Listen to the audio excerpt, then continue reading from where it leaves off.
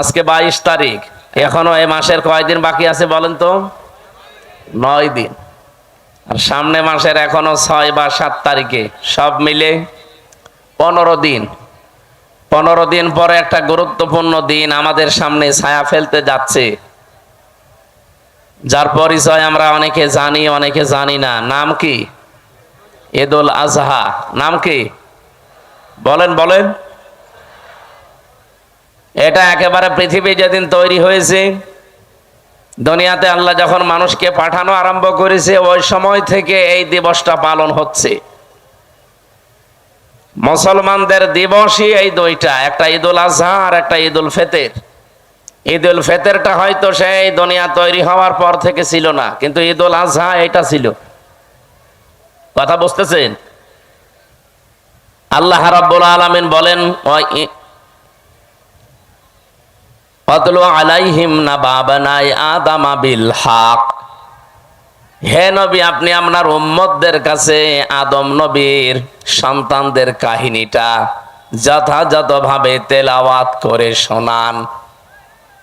আমাদের প্রশ্ন হচ্ছে, যখনকার কাহিনী, ওই সময় আমাদের পৃথিবীতে আসার কোনো খবর আছে? বলেন বলেন। মায়ের পেটেও আসি নাই, শুধুমাত্র আদম নবীর পৃষ্ঠদেশ থেকে আল্লাহ বের করে আমাদেরকে রেখে দিয়েছিলেন এতটুকুই। ওই কাহিনী এখন হাজার হাজার বছর পর আমাদেরকে আল্লাহ যথাযথভাবে শোনাতে চান কেন? কারণ কিয়ামত পর্যন্ত ওই সময়টা মানুষের ভেতরে অতিলকাল আইয়ামু নুদাউিলুহা বাইনান নাস। মানুষের ভেতরে এই সময়টা আবর্তিত হবে, ঘূর্ণময় থাকবে, ঘূর্ণমান থাকবে। একটা দিনের পরে আরেকটা দিন যেমন আসে, আদম নবীর জামানায় যে ঘটনা ঘটেছিল তার সন্তানদের ভেতরে কিয়ামত পর্যন্ত এরকম ঘটনা ঘটতেই থাকবে। একটু খেয়াল করে শুনবেন, আমি গতানুগতিক কথা বলি না। কি হয়েছিল ওই সময়? আল্লাহ পাক বলেন, ইযে ক্বাররাবা কুরবানান ফাতুকবিলা মিন আহাদিহিমা ওয়া লাম ইউতাকাব্বাল মিনাল আখার। ওই জামানায় কোরবানির নিয়ম ছিল এরকম চাটিয়াল ময়দানে, এই খালি ময়দানে মাঠের ভেতরে পশু জবাই করে রেখে আসা লাগতো। যার কর্মজীবন হালাল, যার জীবন পবিত্র, যার সম্পদ হালাল, আকাশ থেকে আগুনের ঝলক এসে ওইটা পুড়িয়ে ফেলতো। এলাকার মানুষ বুঝতো যে লোকটা আসলে সৎ, এর ব্যবসা বাণিজ্য কর্মজীবন হালাল।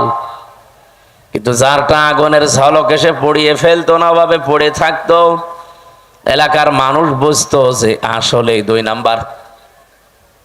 আমার মনে হয় ওই শরীয়ত যদি এখন থাকতো, বাংলাদেশে বহু হাজি ধরা খেত।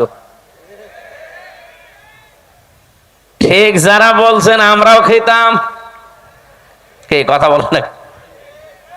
বহু মানুষ আমরা ধরা খেয়ে বসে থাকতাম, যেন পড়ে থাকতো। আমার বউ জানতো যে কারে নিয়ে বসবাস করছি, এ তো 2 নাম্বার।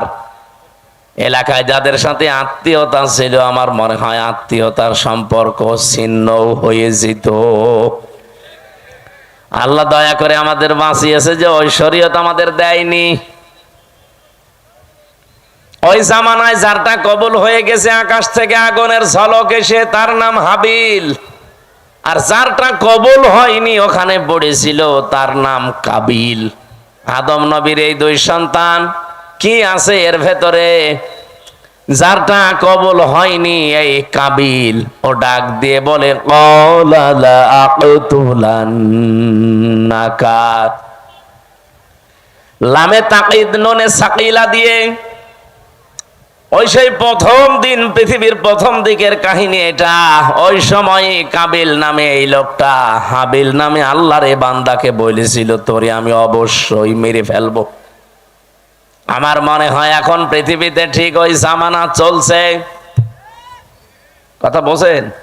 খালি একজন বললো ঠিক, আপনারা কি কবরে আছেন? কি বলছে আপনি টের পেয়েছেন? বলেন তো ওই সময়টা যে এখন ঘুরে এসেছে কেন বললাম? আগস্টের 5 তারিখের পর থেকে আপনি একটু তাকান এই দেশটার দিকে। 73টা উপরে দল কাজ করছে এই দেশে রাজনৈতিক ভাবে।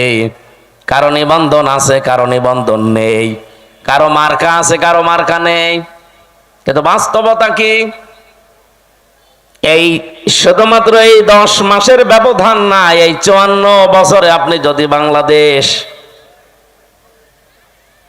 এই দেশটা সম্পর্কে একটু চিন্তা ভাবনা করে দেখেন, 73টা দল কিন্তু কাজ করছে, সবাই এই দেশের মানুষের কাছে জনপ্রিয় না।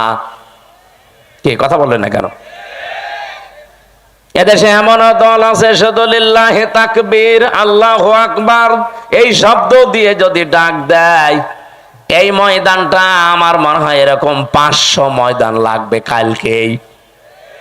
কিন্তু এই দেশে এমনও দল আছে, ওরা যদি ডাক দেয় শুধুমাত্র সভাপতি আর সেক্রেটারি ছাড়া কেউ নেই। এরকম দল নেই না? এখানে হচ্ছে না। এখানে কি সমস্যা? কি এখানে কেউ আসবেন না ভাই? যে যেখানে দাঁড়িয়ে আছেন বসে আছেন ওইভাবে থাকবেন 1 ঘন্টা। এখানে যদি কেউ আসেন সত্যি তার খবর আছে। কি বলি সেটা না বুঝে আপনি আয়োজন করেছেন কেন? লোক দেখানোর জন্য? বলেন। আরো অ্যাক্টিভ হয়েছেন ভাই। মুরব্বী এদিকে আসা যাবে না। মমতাজের মতো কোনো খেয়াল আছে এদিকে? কে ডিম মারছে, কে কি গালি দিচ্ছে, কোনো খেয়াল আছে?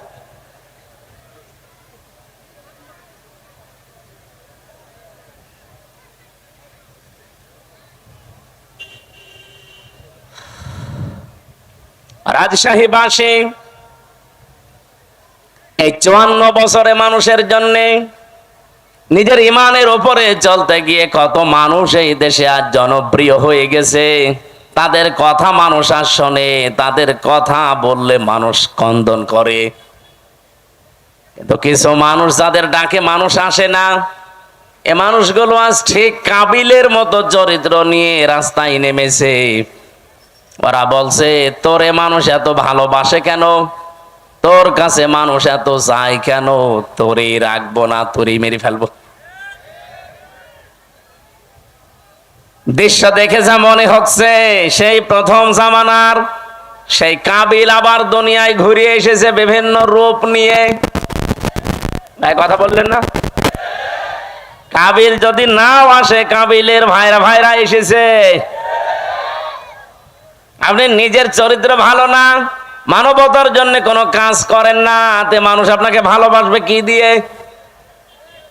আপনি যে পৃথিবীতে উত্তম, আপনি যে পৃথিবীতে ভালো, সর্বজা সবচাইতে উত্তম জাতি আপনি, কেন?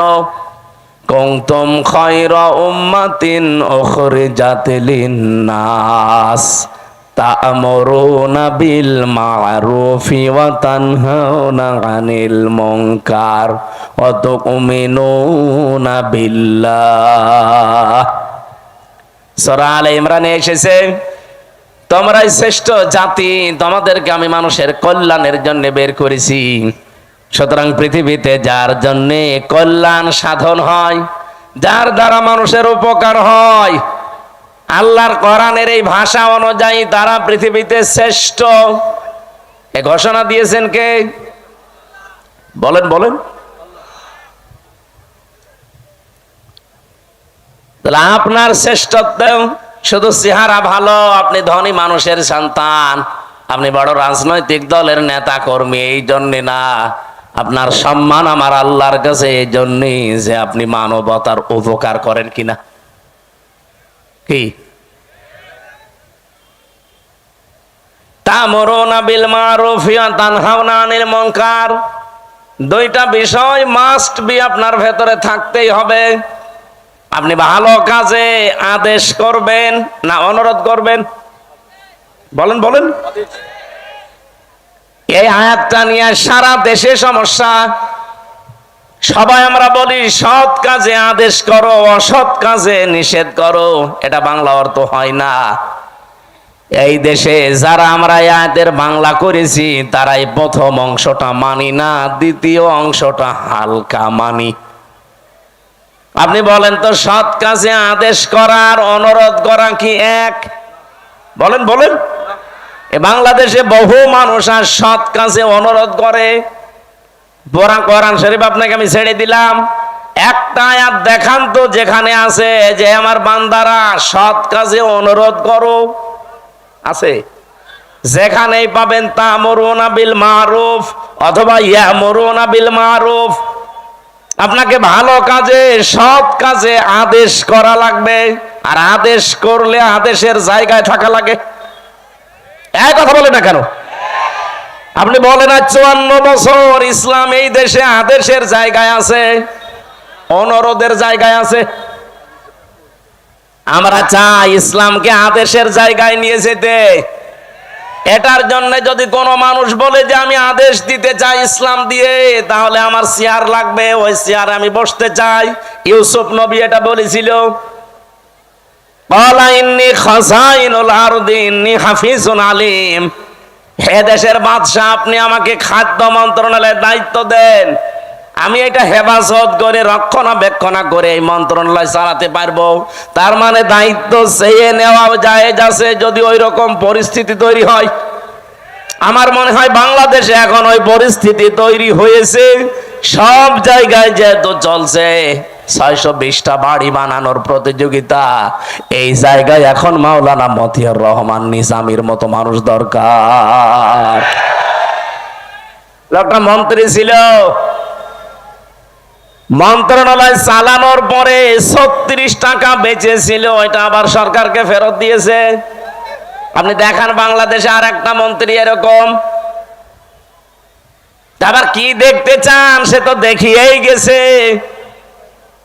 এইরকম মানুষগুলো যদি এখনো এই দেশের দায়িত্ব চেয়ে নেয় যে আমাকে 5 বছরের জন্য দেন, দেখেন আমি কিভাবে হেফাজত করি। এর ভেতরে হয়তো একজন হবে অধ্যাপক আবুল কালাম আজাদ। আপনি ওনাদের না চিনলে একটু বোঝেন। যদি ওনার আদর্শ থেকে বিস্মৃত হয়ে যায়, ওনারে ভোট দেওয়া দূরের কথা, ওনার দিকে তাকানো জায়েজ নেই। কিন্তু উনি সেই শপথ বাক্য পাঠ করেছিলেন, কুল ইন্না সলাতি ওয়া নুসুকি ওয়া মাহইয়ায়া ওয়া মামাতি লিল্লাহি রাব্বিল আলামিন। এটা পড়েননি? পড়েছে। এটা যারা পড়েছে 4টা কথা আল্লাহকে বলা লাগে যে আল্লাহ, আমার নামাজ, আমার কোরবানি, আমার জীবন, আমি যে বেঁচে আছি, আমি যে মরে যাব, আমার জন্য না, সব আমি তোমাকে দিয়ে দিয়েছি। তাহলে এইরকম যারা শপথ নিয়ে মাঠে আছে, এই মানুষগুলো যদি এখন সত্যি দায়িত্ব চেয়েও নেয়, আল্লাহর কসম আমি কোরআন মাথায় নিয়ে বলতে পারি, এই মানুষ জীবনেও তার নিজের জন্য না, কিছু করলে সে আল্লাহর জন্য, মানবতার জন্য করতে চায়। এটা সারা বাংলাদেশের মানুষ জানে। আপনি 73টা যে দল বললাম, একটা দল আপনি দেখবেন, শুধু ওই দল বাদ দিয়ে যত দল এই দেশে আছে, তারা দায়িত্ব নেওয়ার জন্য মারামারি করে, না দিলে আবার হত্যা পর্যন্ত করে ফেলে। কিন্তু একটা দল আমি বেশি দায়িত্ব নেওয়ার জন্য মারামারি না, এদের দিতে গেলে আরো কান্নাকাটি করে। আমি কি বেশি বললাম না বানিয়ে বললাম? এটা সারা দেশে বাংলাদেশের মানুষ জানে না। জেলা সভাপতি হওয়ার জন্য মানুষ মারামারি করে, এমনকি বিপক্ষে যারা আছে মেরে ফেলে। অথচ বাংলাদেশ জামাত ইসলামী, ইসলামী ছাত্র শিবির, ইসলামী ছাত্রী সংস্থা, আমি নিজে দেখেছি, জেলা সভাপতি, জেলা আমির হওয়ার জন্য দায়িত্ব দিতে চায়, নেওয়া তো দূরের কথা, আর কান্দে। অন্যান্য জেলা আমির, জেলা সভাপতি যারা হয়, তাদের তো উপায় আছে বিভিন্ন, আর এই দলটায় উপায় না, আরো নিজের যা আছে সব বিলিয়ে দেওয়া লাগে। সব চলে যাওয়ার পরও এদের কোনো দুঃখ নেই, কারণ ওরা এই কথা বলে এই রাস্তায় এসেছে যে আমার নামাজ, আমার কোরবানি। এখানে নুসুক শব্দের অর্থ 3টা। নুসুক মানে কোরবানি করা, নুসুক মানে হজের কার্যকলাপ এখন যেটা চলছে, নুসুক মানে ইবাদত বন্দেগী। আমার যত কিছু সব তো আমি আল্লাহকে দিয়েছি, এখন আমার নিজের বলতে আর কিচ্ছু নেই। কথা বলেন ঠিক কিনা? এই জন্য এই মানুষগুলো কাঁদে। তাহলে ভালো কাজের আদেশ, এটা আদেশের জায়গায় না থাকলে জীবন অনুরোধ করে ভালো কাজ করা যায় না।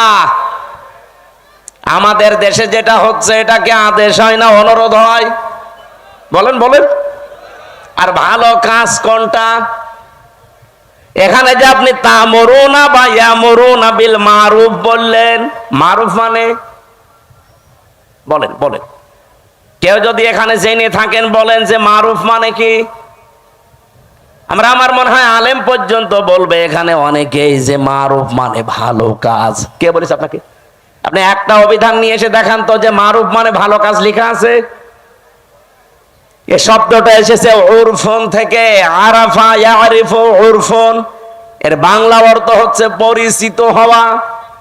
আদম আর হাওয়া যেই ময়দানে 350 বছর কন্দন করার পরে এক জায়গায় পরিচিত হয়েছিলেন, ওই জায়গাটার নাম আরাফাতের ময়দান। বাংলা অর্থ কি? পরিচিত হওয়ার জায়গা। কি বুঝলেন এখান থেকে? আল্লাহ যে বারবার কোরআনে দিলেন যে ভালো কাজের আদেশ দাও, বাংলা অর্থ এটা না, পরিচিত কাজের আদেশ দাও। পরিচিত কাজ কি বলেন? খালি তাফসীর শুনতে আসা না, কিছু ভেতরে থাকা লাগবে। পরিচিত কাজ কি? আপনি কখন পরিচিত হয়েছেন ওই কাজের সাথে? কোন দিন আপনার ওই কাজের সাথে পরিচয় ঘটেছে, আপনাকে এখন মেলানো লাগবে। এবারে দিকে তাকান, ক্লাস চলছে।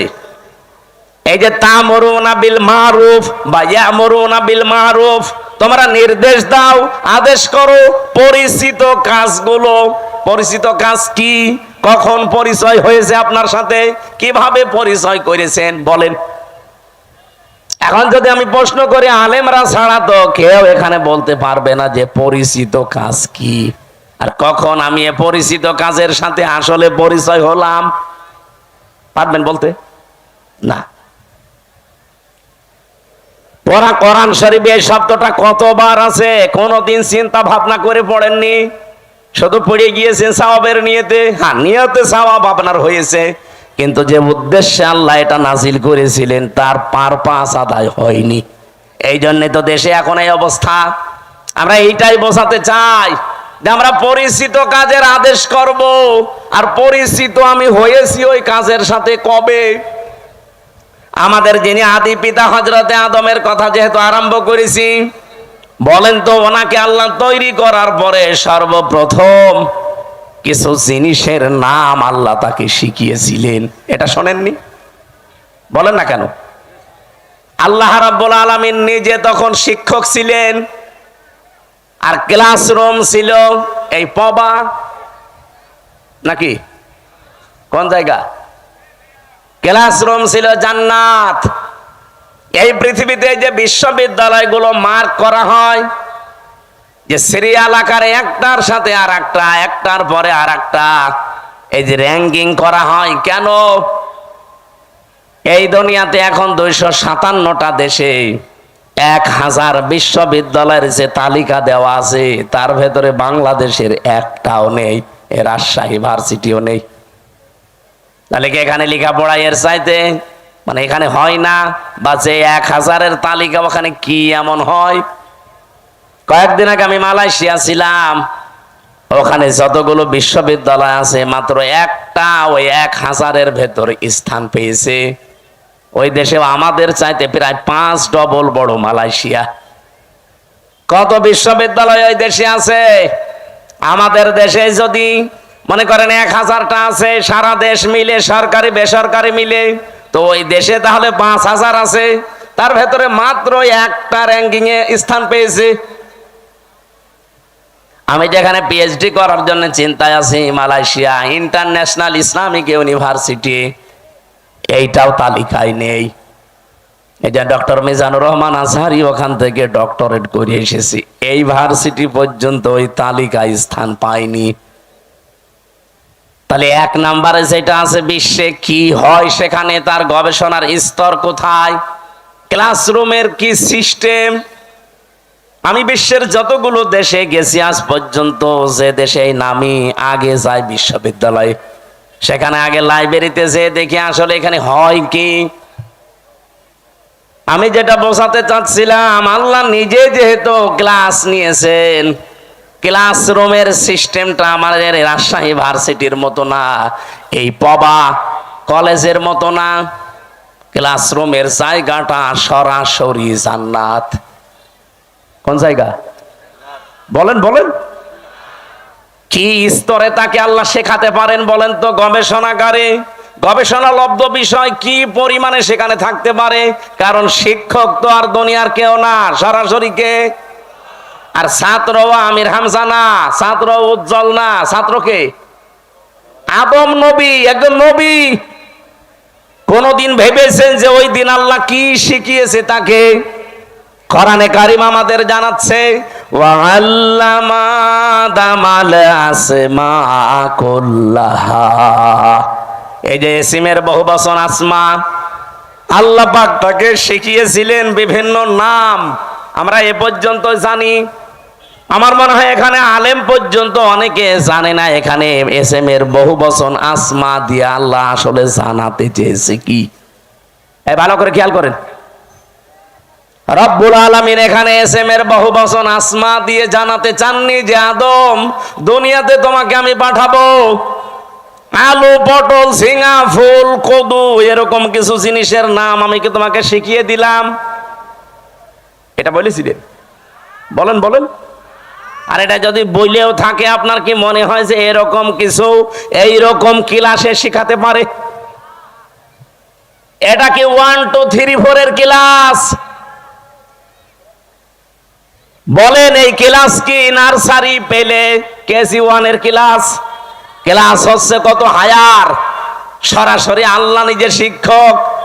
ছাত্র যেমন তেমন সলিমদ্দি কলিমদ্দি না, একজন নবী, আদম নবী। তাও আর ক্লাসরুম দুনিয়ার কোন কলেজ বিশ্ববিদ্যালয় না। ক্লাসরুম কোনটা?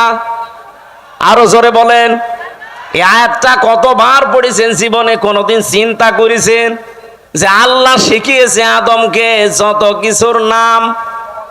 এখানে নাম মানে এই আলু, পটল, কদু, বেগুন, ঝিঙা না। এই যে নাম মানে ওই মারুফ। পৃথিবীতে যত ভালো যত মন্দ সব কিছু আমার আল্লাহ ওই ক্লাসে তাকে একবারে শিখিয়ে দিয়েছিলেন। যত ন্যায় কাজের আদেশ, যত অন্যায় কাজের বাধা, সিস্টেম হতে পারে কি কি, সবগুলো আল্লাহ আমারু বিল মারুফ নাহি আনিল মুনকার এর ভেতরে শিখিয়েছিলেন। ক্লাসরুম ওই একদিন। এবার প্রশ্ন আসতে পারে, তাহলে আমাদের জন্য কেন তা'মুরুনা বিল মারুফ? আছে, কারণ ওই দিন আমরা আদম নবীর পিঠে ছিলাম। ওই দেখো, রাব্বুকা মিন বানি আদম মিন যুহুরিহিম যুররিয়াতাহুম। আল্লাহ পাক বলেন, আমি আদম নবীর পৃষ্ঠদেশ থেকে তার সন্তান ছেলে মেয়েদেরকে সব একবারে বের করে নিয়েছি। যেহেতু ক্লাসরুমের ভেতরে আমরা বাবার পিঠের ভেতরে ছিলাম, আল্লাহ পিঠ থেকে একবারে বের করে নিলেন। ওই ক্লাসরুমে আল্লাহ যা যা শিখিয়েছিলেন আমার বাবাকে, অটোমেটিক সন্তান হিসাবে আমরা একবারেই ওগুলো শিখে ফেলেছি। এই যে দুনিয়ায় আসার পরে কেউ যদি লেখাপড়া নাও করে, কোন জ্ঞান অর্জন নাও করে, তাও সে নিজের থেকেই বুঝতে পারে যে এটা ভালো কাজ, এটা খারাপ কাজ। কথা বলছেন না? এবার আমি প্রশ্ন করছি, পৃথিবীতে সবচাইতে ভালো কাজ কয়টা থাকতে পারে? যেহেতু গুরুত্বপূর্ণ একটা বিষয় আল্লাহ নিজে শিক্ষক হয়ে শিখিয়েছেন, ওই দিন আদম নবীকে আমার আল্লাহ যে এসএমের বহুবচন আসমা সব কিছুর নাম শিখিয়েছিলেন। এই কুল্লাহা, সব কিছুর নাম বলতে যত ভালো কাজ, ন্যায় কাজ, যত অন্যায় কাজ, মন্দ কাজ, এগুলোর থিওরি কি হতে পারে, এগুলো কি করে আদেশ দেওয়া লাগে, কি করে বাধা দেওয়া লাগে, সবগুলোর সিস্টেম আল্লাহ ওই একদিন এক ক্লাসে বাবাকে শিখিয়েছে। আর সন্তান হিসাবে আমরা অটোমেটিক ওগুলো পেয়ে গেছি। এইরকম ভালো কাজ অন্যায় কাজ আছে পড়া কোরআন শরীফে 500। কয়টা? বলেন বলেন। এই 500টা ভালো কাজ, ন্যায় কাজ, 500টা অন্যায় কাজ, এই বাংলাদেশের সবগুলো চলছে? বলেন না।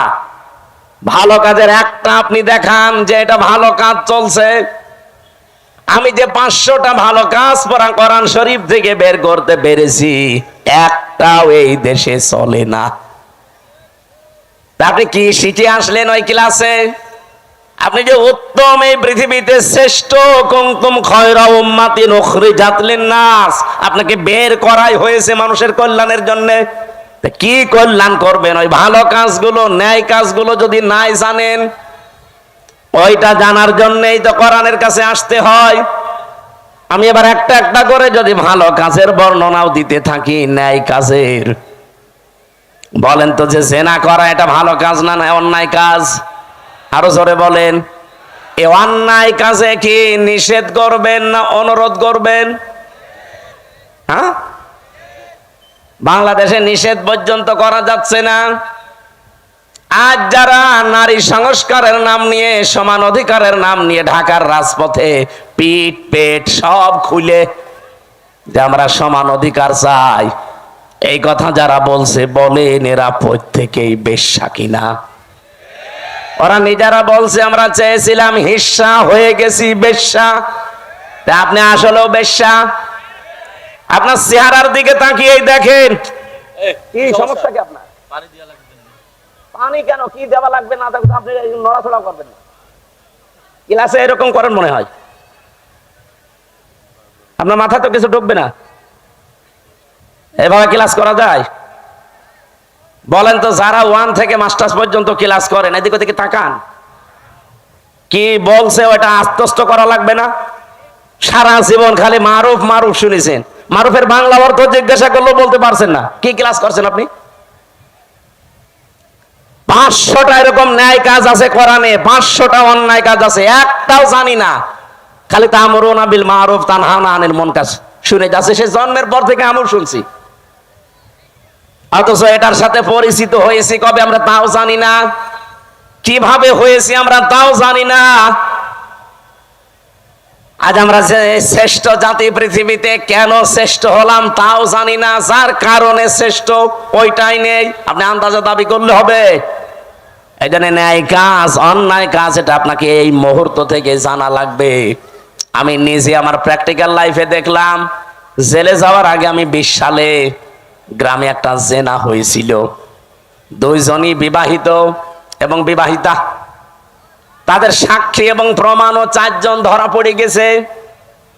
কলমের মাথার ভেতরে যেমন মাথা দিলে যা অবস্থা, ঠিক ওই অবস্থায় তাদেরকে ধরে ফেলেছে। কয়জন? 4 জন সাক্ষী আছে পুরা। আমার কাছে এসে বলছে, হুজুর এই যে জেনা করেছে এরা, আপনি বিচার কি করবেন, একটা ফতোয়া দেন। আমি কি ফতোয়া বানাবো? বলেন বলেন।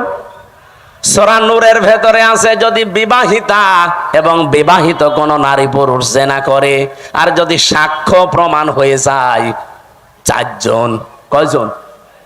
তাহলে তার শাস্তি হচ্ছে মাটির ভেতরে বুক পর্যন্ত গেড়ে দিয়ে পাথর বা ইট দিয়ে মেরে ফেলতে হবে। এই বিচার, এই বিচার আমি বানিয়েছি। কার? আরো জোরে বলেন। এই বিচারের সাথে পরিচিত হয়েছি আমি কবে? ওই যে ক্লাসে। হয়তো ক্লাসের ওই কথাগুলো এরকম যারা আনমো না, এদিকে ওদিকে তাকাচ্ছেন, খালি পানির বোতল দিচ্ছেন, তারা তো 2 মিনিট পরে ভুলে যাবেন। তা আমি ভুলিনি, আমি যা পড়েছি ঠিক আমি ওইভাবেই মনে রেখেছি। আর এইগুলোর ক্লাসের জন্য 1 থেকে মাস্টার্স পর্যন্ত আমাদের যে ক্লাস, এই ক্লাসে আমি পাইনি। এগুলোর জন্য গবেষণা করা লাগে। এই যে 1000 বিশ্ববিদ্যালয়ের র্যাঙ্কিং এ বাংলাদেশের কোন বিশ্ববিদ্যালয় নেই। কেন নেই? কারণ ওই সমস্ত জায়গায় 99% গবেষণা হয়, 1% শিক্ষা হয়। আর আমাদের দেশে 1% গবেষণা হয়, 99% শিক্ষা দেয়। এই জন্য আমরা পর্যন্ত যেতে পারি না। আদম নবীকে আল্লাহ কি গবেষণা দিয়েছেন দেখেন, যে তোমাকে শুধু না কিয়ামত পর্যন্ত তোমার সন্তান যারা তারা পিঠে ছিল, ওয়াইদ আখাযা রাব্বুকা মিন বানি আদামা মিন যুহুরিহিম যুররিয়াতাহুম, এটা সূরা আরাফের 172 নাম্বার আয়াতের প্রথম অংশে আছে। আমি দলিলগুলো শুধু আয়াত বলছি, বাড়ি যে মিলাবেন আপনার আরো আনন্দ লাগবে। আজ যদি সত্যি আমরা ভালো কাজের আদেশের জায়গায় থাকতাম, আমি ওই দিন শুধু ফতোয়া পর্যন্ত দিয়েছিলাম, আদেশ দিতে পারিনি। যদি সত্যি আমি আদেশ দিতাম আর গ্রামবাসী মিলে যদি ওদেরকে 2 জন সঙ্গে সার করতো, আমি বেঁচে থাকতে পারতাম? কথা বলে না কেন? পুলিশ তার পরের দিন ওদের সঙ্গে সার করার আগে আমার সঙ্গে সার করতো। বলতো হুজুর ফতোয়া দিয়েছেন ঠিক আছে, কার্যকর করলেন কেন? এদেশে কোরআনের আইন চলে। আমি কি বলতাম? চলে না, তাহলে আপনাকেই দেখি আসেন সঙ্গে সার করি। অথচ এই কাজটার সাথে আমি পরিচিত হয়েছে কি 5 বছর 10 বছর আগে? কবে? ওই দুনিয়া যেদিন তৈরি করেন আমার পিতা আদি পিতাকে, সেই দিন থেকে আমি পরিচিত। এই জন্য দুনিয়ায় যারা আসে ও লেখাপড়া জানে না, কোন ভার্সিটি কলেজে বিশ্ববিদ্যালয়ে কোনো জায়গায় পড়েনি, স্কুলের বারান্দায় যায়নি, তারপরও ভালো কাজ কোনটা অন্যায় কোনটা সে ভেতর থেকে আসে না। সে নিজের থেকে বলতে পারে না যে না এটা অন্যায় কাজ, এটা ভালো কাজ। তো এটা আপনি শিখলেন কোন থেকে? এর সাথে পরিচিত হয়েছেন আপনি ওই ক্লাস থেকে। এই জন্য দুনিয়ায় যত অন্যায় কাজ আছে, এই অন্যায় কাজের সাথে পরিচয় আমাদের আজকে না, কালকে না, বহুদিন আগের। কিন্তু এই অন্যায় কাজগুলো বন্ধ করার জন্য যেখানে থাকা লাগে, আর 54 বছরও আমরা সেখানে যেতে পারি নাই, এই জন্য কোনো অন্যায় বন্ধ হয় না। ওই জায়গায় যাওয়ার জন্য আজ বাংলাদেশ চেষ্টা করছে যে ওখানে যদি যেতে পারি, ভালো কাজ কোনটা ও মন্দ কাজ কোনটা ঠিক আমি তো আগেই জানি, ওগুলো শুধু এখন বাস্তবতায় রূপ দেব। আমি বললাম যাদেরকে যে ভালো কাজে বাংলাদেশে আদেশ নেই, অনুরোধ আছে, একদল আবার বলবে হুজুর আপনি আমাদেরকে খোঁচা দিলেন। আপনাদের খোঁচা দিয়েছি? আপনি তো আদেশ করতে জীবনেও পারেন না, আপনি তো অনুরোধ করেন, চলো ভাই সলিমুদ্দিন নামাজ পড়তে যায়। এটা কি আদেশ না অনুরোধ? বলেন বলেন। ইসলামের কোন কাজ অনুরোধ আছে? নেই। সব কাজ ডু ইট, এটা কর, এইরকম আদেশ। এবার আসেন ওয়ায়ানহাউনা আনিল মুনকার, যারা অন্যায় কাজে বাধা দেয়। আমরা বলি যে অন্যায় কাজে নিষেধ করে, কে বলেছে আপনাকে? অন্যায় কাজে এখানে বাধা দেওয়ার নিষেধ করা এক জিনিস না। ও বাবা সলিমুদ্দিন এই গাছটা কেটো না, এটা নিষেধ করলাম। কিন্তু এটা যদি মানে বাধা দিতে হয়, তাহলে যে ওই গাছ কাটবে তার চাইতে আমার শক্তিশালী হওয়া লাগবে। এক কথা বলেন না কেন? এদেশে এরকম শক্তিশালী জায়গায় আমরা আছি। তাহলে চাঁদাবাজি যারা করে, এখানে যে যদি বলি ভাই না এ কাজ ভালো না, আস্তাগফিরুল্লাহ, ও বলবে রাখেন আপনার আস্তাগফিরুল্লাহ, টাকা দেন।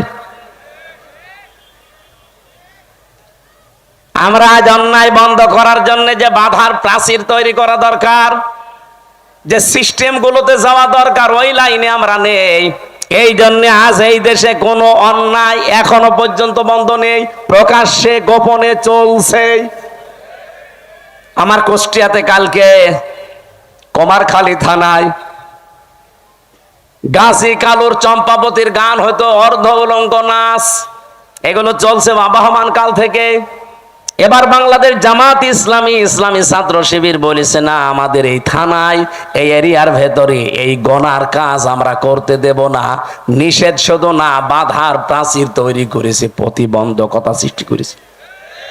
এখন এদের চাইতে যারা আরেকটু উপরে আছে বসে কি এই 2 দল লেগে গেছে। কালকে হাসপাতালে দেখেন কত মানুষ ভর্তি। আমার তো মনে হচ্ছে এখনো পর্যন্ত দেশে কেউ হাবিল কেউ কাবিল কাজ করছে। এ রাজশাহীতে নদী নেই, এ নাম কি? পদ্মা। পদ্মায় যে স্রোত চলে, আমি আর আবুল কালাম আজাদ সাহেব যদি বলি এই স্রোত বন্ধ হয়ে যা, সূরা ফাতিহা পড়ে ফু দিয়ে দিলাম, হবে? আবুল কালাম আজাদ আর আমির হামজান আমাদের বাবারা আসলেও হবে না। কাবা শরীফের ইমাম এনে কাজ করেন তাও হবে না। এই স্রোত বন্ধ করার জন্য প্রাচীর দেওয়া লাগবে, বাঁধ দেওয়া লাগবে, প্রতিবন্ধকতা সৃষ্টি করা লাগবে। এটা বুঝেছেন? এটা বুঝেছেন? 500 অন্যায় কাজ চলছে এই দেশে এখনো পর্যন্ত, একটাও বন্ধ করার জন্য সে বাধা প্রাচীর নেই, বাঁধ নেই। এমনকি আমরা যে এখানে শক্তিশালী হয়ে দাঁড়াবো সেই পর্যায়ে এখনো যেতে পারিনি। আমরা উত্তম হলাম কি দিয়ে? এই দুইটা করার পরে অতুকমিনুনা বিল্লাহ, যারা আল্লাহর উপরে ঈমান আনে, এগুলোর 3 নম্বরে আমরা ওইটা নিয়ে বসে আছি। আল্লাহ তুমি একজন আছো, তা আল্লাহ একজন আছো এ কথা তো আবু জেহেলও বলতো। কি আপনি কি মনে করেন যে আবু জেহেল কোনদিন বলে না যে আল্লাহ একজন আছে? না, ও প্রতিদিন বলতো। কাবা শরীফে বদরের ময়দানে যাবার আগে কাবার গিলাফ ধরে বলছে, আল্লাহ তুমি একজন আছো আমি জানি। আজকে মোহাম্মদের বিরুদ্ধে অস্ত্র নিয়ে যাচ্ছি যুদ্ধ করার জন্য বদরের ময়দানে, সত্যের পক্ষে যে আছে তাকে তুমি বিজয় দিও। ওর দোয়াও কবুল হয়ে গেছে, কারণ ও তো সত্যের পক্ষে ছিল। বলেন বলেন। তা আপনি যদি মনে করেন এই প্রথম দুইটা তা'মুরুনা বিল মারুফ নেই, তানহাউনা আনিল মুনকার নেই, তুকমিনুনা বিল্লাহ করে বসে আছেন, তো প্রথম দুইটা মানা লাগবে না? আমরা যে শ্রেষ্ঠ, এই শ্রেষ্ঠত্বের কারণ এইগুলো। আজ এই জায়গাগুলোতে যাবার জন্য ইসলামপন্থী যারা, তারা যদি চেষ্টা করে, যদি কেউ খারাপ মনে করেন যে এদের রাজনীতি করার শখ, এদেরও চেয়ারের লোভ, এরা চেয়ারে যেতে চায় আপনার মতো 620টা বাড়ি বানানোর জন্য না, এরা যেতে চায় এই দেশের মানুষের ভাগ্য উন্নয়ন করার জন্য। এদের যদি এরকম শখ থাকে যে আমি 620টা বাড়ি বানাবো, একটাও ভোট দেবেন না।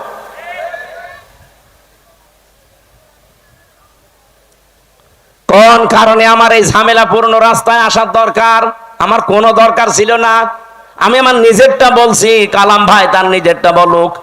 সারা জীবন ছাত্র ছাত্রী পড়িয়েছে, অধ্যাপক ছিল, জীবনের শেষ বয়সে এসেছে পেনশন পাবে, 25, 30, 40, 50 লাখ টাকা পাবে।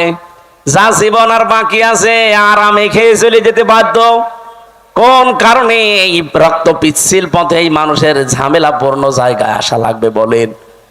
আল্লাহ আমার যা দিয়েছে, আমার বাবার যা আছে, আমি মরণ পর্যন্ত যদি আরামে থাকতে চাই কোনো অসুবিধা নেই। কোন কারণে আমার এই রক্ত পিচ্ছিল পথে মানুষের এই গালি গালাজ অপমান অপদস্থের পথে আসা লাগবে? আমি দেখতে পাচ্ছি এই রাস্তাগুলোই না আসলে যারা আছে এরা একটাও এই রাস্তা ঠিক রাখবে না, রাস্তাও খেয়ে ফেলবে। এ কারণে আমাদের আশা লাগছে। আর এইটাকে এখন কেউ বলছে যে না এরা রাজনীতি করছে, এটা ধর্ম ব্যবসা করছে। আমারটা যদি ধর্ম ব্যবসা হয়, আপনারটা কি বলেন? আমার এটা যদি ধর্ম ব্যবসা হয়, আপনারটা কি আপনি বলেন?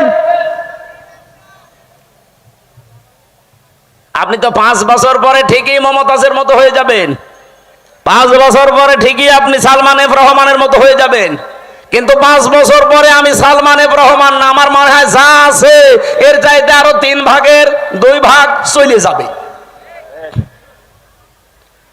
সত্য কথা এইটাই, আপনার কাছে খারাপ লাগলেও বাস্তবতা এটাই, কারণ প্রমাণ হয়ে গেছে। মাওলানা মতিউর রহমান নিজামী আর আলে আহসান মুজাহিদ রহমতুল্লাহ আলাইহি জীবনে তারা প্রমাণ করে দেখিয়েছে যে ইসলামের উপরে টিকে থাকলে অবস্থা এই হয়।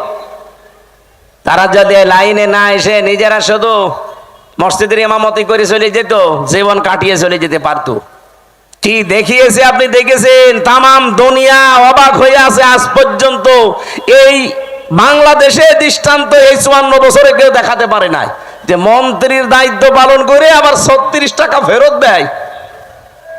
আপনি বলেন তো কে আছে দেখান, আমি সেখানে যাব। আর আজ শাহীবাসী যেহেতু হযরত ইব্রাহিম আদম আলাইহিস সালাম তার সন্তানের কাহিনী আমাদেরকে আল্লাহ শোনাতে বলেছিলেন, আজ হাবিলের মতো কিছু মানুষ আমরা তৈরি হয়েছি। নিজেদের জীবনে পরিষ্কার পরিচ্ছন্ন করে, কর্মজীবন পরিষ্কার পরিচ্ছন্ন রেখে আজ আমরা মানুষের আস্থা ভাজন অলরেডি হয়ে গেছি। কিন্তু কাবিল যেটা, ও নিজেকে নিজে সংশোধন না করে, ওরটা কেন কবুল হয়নি ওগুলো আবিষ্কার না করে আমারটা হয়েছে, ও আমাকেই মেরে ফেলতে চায়। এরকম কাবিল দেশে নেই, এক কথা বলেন নেই। আমরা এখন হাবিলের ভূমিকায় থাকতে চাই। ওই দিন হাবিল বলেছিল, ক্বালা ইন্নামা ইয়াতাকাব্বালুল্লাহু মিনাল মুত্তাকিন। এখানে যারা আরবি গ্রামার বোঝে জিজ্ঞাসা করেন ইন্নার পরে যদি মা আসে বাংলা অর্থ দাঁড়ায় একমাত্র, কেবলমাত্র, শুধুমাত্র, হবেই হবে, এইটাই, এরকম 33টা অর্থ আছে। হাবিল ওই দিন জানাতে চেয়েছে, হে ভাই, আপনি আমার বয়সে বড়, আপনার শক্তিও শরীরে বেশি, দুনিয়ায় এসেছেন আপনি আগে, খেয়েছেনও বেশি, এখন আপনার সাথে তো আমি পারবো না, কিন্তু সাফ কথা শোনেন, আপনার কোরবানি কবুল হয়নি, আমারটা হয়েছে, আপনি এখন আমাকেই মেরে ফেলতে চান। আপনাকে জনগণ ভালোবাসে না চাঁদাবাজির কারণে, আপনার চরিত্রের কারণে, আর আমার জীবনে ওইসব নেই, এই জন্য মানুষ আমাকে বিশ্বাস করে, আমার উপরে আস্থা রাখে, আর আপনি আমাকেই মেরে ফেলতে চান। সাফ কথা শুনে রাখেন, ক্বালা ইন্নামা ইয়াতাকাব্বালুল্লাহু মিনাল মুত্তাকিন। ইয়াতাকাব্বালু মোজারে, বর্তমান, ভবিষ্যৎ, প্রেজেন্ট, ফিউচার, শুধু আজকের দিন না, কিয়ামত পর্যন্ত শুধুমাত্র আল্লাহ গ্রহণ করে, কবুল করে মুত্তাকিদের জিনিসপত্র। এই জন্য আমরা এখন থেকে মুত্তাকি হওয়ার চেষ্টা করি।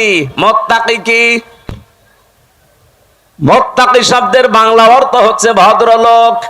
মুত্তাকি শব্দের বাংলা অর্থ হচ্ছে বেঁচে থাকা। মুত্তাকি শব্দের শাব্দিক অর্থ হচ্ছে আল্লাহর নিষিদ্ধ কাজগুলো ঘৃণা ভরে ছেড়ে দেওয়া। মুত্তাকি শব্দের বাংলা অর্থ হচ্ছে যোগ্য হওয়া, নিজেকে যোগ্যতা পূর্ণ তৈরি করা। আপনি মুত্তাকির যতগুলো অর্থ বললাম, কোন অর্থে আপনি নিজে আছেন বলেন? আল্লাহর নিষিদ্ধ কাজ ঘৃণা করে ছেড়ে দিতে পারেন? পারেন? পারেন না। যেগুলো আপনি মোবাইলে দেখেন ওইটা বাইরে দেখা যায় যাচ্ছে, যেটা মোবাইলে দেখেন ওইটা যায় যাচ্ছে। বাইরে যেই দৃশ্য দেখা যায় ওই দৃশ্য মোবাইলে দেখা যায়, বাইরে যেই দৃশ্য দেখা যায় নেই ওইটা মোবাইলে দেখা যায় নেই। এখানে আমার মনে হয় এমন অনেক মানুষ এমন আছে, এমন এমন দৃশ্য মোবাইলে রেখে দিয়েছে, এমন এমন ভিডিও আছে, নিজে দেখলে আনন্দ লাগে, ভালো লাগে, সুখ পায়, শান্তি পায়, কিন্তু অন্য কেউ দেখলেই লজ্জা পায়। এরকম ভিডিও আছে কার কার? হাত তোলেন তো। আলহামদুলিল্লাহ। না, ভালো, আলহামদুলিল্লাহ। এলাকায় মুত্তাকি তাহলে অনেক আছে, বোঝা যাচ্ছে। এক্ষুনি আমি চেক করবো জিহাদরে দিয়ে। যাও তো, একটা একটা করে মোবাইল চেক করে দেখো, এমন এমন ভিডিও যদি থাকে যেটা নিজে দেখলে আনন্দ পায়, অন্য দেখলেই লজ্জা পায়। যারা ঠিক বললো যে একটা একটু ওঠেন তো দেখি আল্লাহর ওলি, যাওয়ার আগে ডিলিট করে দেবেন। মুত্তাকি হওয়া ছাড়া কিছুই কবুল হবে না জীবনে। আদম নবীর সন্তান হাবিল এইটা জানিয়েছিল তার ভাইকে। এজন্য আজ যারা কাবিলের ভূমিকায় আছেন, জোর করে, জবরদস্তি করে, উল্টাপাল্টা করে, শক্তি দেখিয়ে, সন্ত্রাসী কায়দায়, আবার অনেকে চেষ্টা চালাচ্ছে যে যাব। কোথায় যাবেন? যাবেন কি করে? আপনি আপনি মুত্তাকি হন নাই তো আপনাকে জনগণ গ্রহণ করবে না, আল্লাহ তো গ্রহণ করবেই না। এই জন্য জাল মাল দিয়ে চেষ্টা করে যাচ্ছি যে আমরা মুত্তাকি হব। আমাদের পূর্বপুরুষরাও মুত্তাকি ছিল। এই কথা বলেন না কেন? তারা অন্যায় অবৈধ কাজ যেমন ঘৃণা ভরে ছেড়ে দিয়েছে, তারা নিজেকে যোগ্যতা সম্পন্ন তৈরি করেছে। অনেকে বলে হুজুররা কিছু চালাতে পারবে না। চালাতে পারে নাই। কৃষি মন্ত্রণালয়, শিল্প মন্ত্রণালয় নিখুঁত ভাবে চালিয়েছে, আর এমন নিখুঁত ভাবে চালিয়ে দেখিয়েছে, বাংলাদেশে ইতিহাস হয়ে আছে শিল্প মন্ত্রণালয়টা। আজ পর্যন্ত কেউ রেকর্ড ভাঙতে পারে নাই। মাওলানা মতিয়ার রহমান নিজামী রহমতুল্লাহ আলাইহি যখন শিল্পমন্ত্রী ছিলেন, আমি নিজে ওই সময় দর্শনা মাদ্রাসায় পড়ি চুয়াডাঙ্গায়। ওই যে কেরুজ মিল নাম শোনেননি? চিনির মিল, কেরুর মদ, ওই জায়গায় উনি গিয়েছিলেন। ওই সময় একজনকে পাঠিয়েছিলেন এমডি করে। এই যে সৎ মানুষ চেয়ারে থাকলে যে কি হয়, আর 54 বছরে সেখানে 1 টাকা লাভ হয়নি, অথচ ওই 5 বছরে 5 বার প্রত্যেকবার লাভ হয়েছে। সুবহানাল্লাহ বলতে পারেন নাই? এরকম মানুষগুলো শুধু শিল্প মন্ত্রণালয় না, যত মন্ত্রী আছে সব যদি এইরকম মানুষ হতো না, এ দেশটা ওই মালয়েশিয়ার মতো 2004 সাল থেকে দাঁড়িয়ে যেত। তো দাঁড়াবে কি করে? দাঁড়াবে কি করে যাদেরকে দায়িত্ব দেওয়া হয়? এত বড় চোর পৃথিবীতে নেই। 36,000 কোটি টাকা একটা দরবেশ চুরি করিস। ওর দিকে তাকালে আমার কোটে আমার সাথে দেখা হয়তো মাঝে মাঝে।